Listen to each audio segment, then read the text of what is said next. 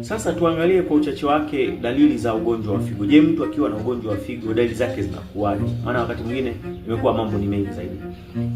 Namba moja ni kupata hali ya kuchoka sana, unakuwa unachoka sana. Hiyo ni miongoni mwa dalili ya kuonyesha kwamba mtu huyu huenda ana ugonjwa wa figo. Namba mbili, kuvimba uso na miguu, kitaalamu tunaita edema. Hii inaweza ikaonyesha kwamba mtu huyu huenda ana ugonjwa wa figo. Na namba tatu ni kupata kichefuchefu na kutapika kusikokata.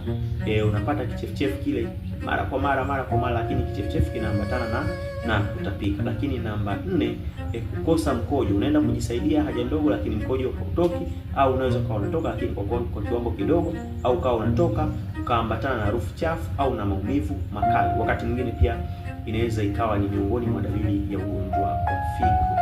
Lakini dalili nyingine, kushindwa kupumua kwa sababu maji yanakuwa yamejaa kwenye mapafu. Kwa hiyo mtu huyu anaweza kupata changamoto ya kushindwa kupumua vizuri. Kwa pia hiyo ni dalili ya ugonjwa wa figo. Tuangalie zaidi mbele athari zitokanazo na ugonjwa wa figo.